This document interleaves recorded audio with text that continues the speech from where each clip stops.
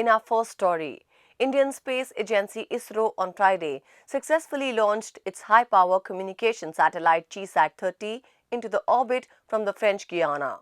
The satellite is aimed at providing high-quality television, telecommunications and broadcasting services. India's high-power communication satellite GSAT-30 was successfully launched on board Ariane 5 rocket from French Guiana on Friday morning, according to India time. Indian Space Research Organisation said the GSAT-30 is aimed at providing high-quality television, telecommunications and broadcasting services. The 3,357-kilogram GSAT-30 derives its heritage from ISRO's earlier INSAT GSAT satellite series and is equipped with 12C and 12Ku band transponders. GSAT-30 will serve as a replacement to the aging INSAT-4A spacecraft services with enhanced coverage. ISRO said the satellite will provide Indian mainland and islands coverage in Ku band and extended coverage in C band, covering Gulf countries, a large number of Asian countries and Australia. With a mission life of 15 years, GSAT-30 is an operational communication satellite for DTH, television uplink and VSAT services.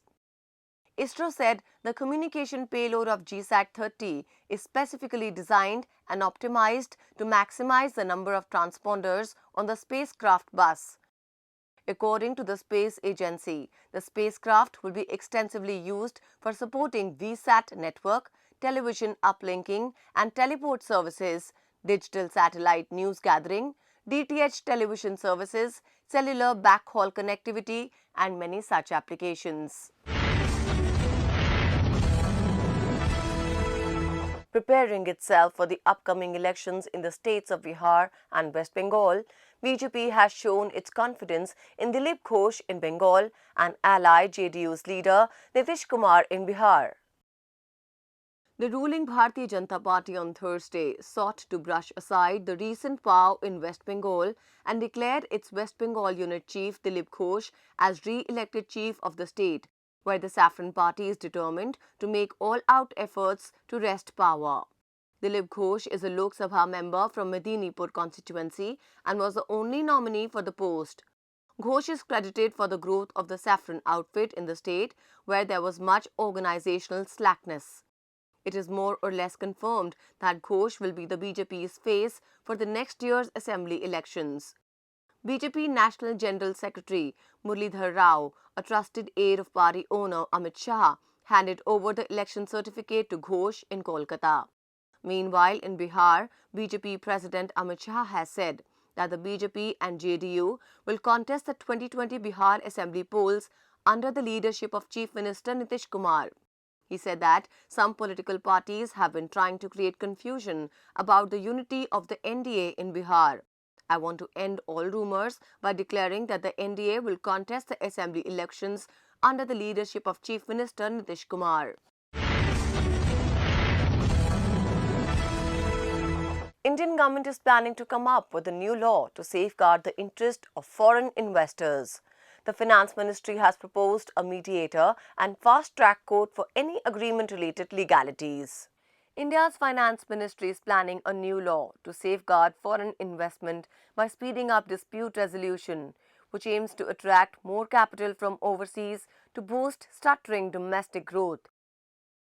The ministry has proposed appointing a mediator and setting up fast-track courts to settle disputes between investors and the government, one of the sources said. The draft proposal is aimed at diffusing investor mistrust around the sanctity of agreements, which has worsened recently after some state governments decided to review approved projects or threatened to cancel contracts. Foreign investors have highlighted the enforcement of contract as one of their biggest concerns, and improving on this front would also reduce litigation for the government. While investors can still rely on the existing legal system to settle disputes, it often takes several years for cases to be decided or settled. Investors previously had an option to take India to international arbitration courts under bilateral investment treaties, which the government had agreed with dozens of nations. But after suffering setbacks in overseas arbitration matters, India has allowed most of its treaties to lapse, giving investors little to fall back on in case of major disputes. India may not need to sign investment treaties with other nations if the new law, which is modelled on a BIT, can give confidence to investors. But a domestic law cannot be a substitute for a BIT, as its scope cannot allow investors to take their case to international arbitration. Supreme Court of India on Thursday dismissed the review petitions led by Bharti Airtel, Vodafone Idea and others for review of its October 2019 judgment, which upheld the Department of Telecom's move to recover adjusted gross revenue of about $12.9 billion from them. A three-judge bench of the Supreme Court, led by Justice Arun Mishra on Thursday, dismissed the review petitions led by Bharti Airtel, Vodafone Idea and others for review of its October 2019 judgment, upholding the recovery of past dues amounting to $20.7 billion from them. The recovery by the government was based on adjusted gross revenue of about $12.9 billion. The review petitions were rejected by the bench, also comprising Justices Abdul S. Nazir and M. R. Shah in their chambers. The bench found no merit in the review petitions and rejected a plea for an open court hearing. In a short order, the bench observed that the applications for hearing in open court or oral hearing are rejected. Having perused the review petitions and the connected papers with meticulous care, we do not find any justifiable reason to entertain the review petition. The review petitions are accordingly dismissed.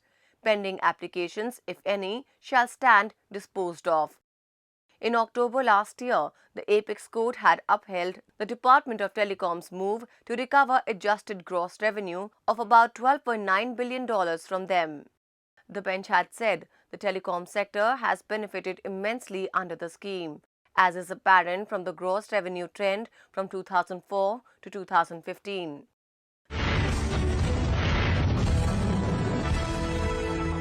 Indian Railways is planning to roll out its content-on-demand services on its trains and railway stations.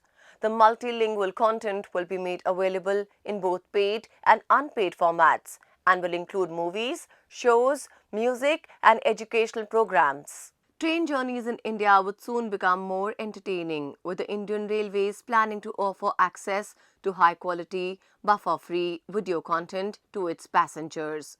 The project to be implemented by the PSU, named RailTel, is expected to be rolled out fully in the next 2 years.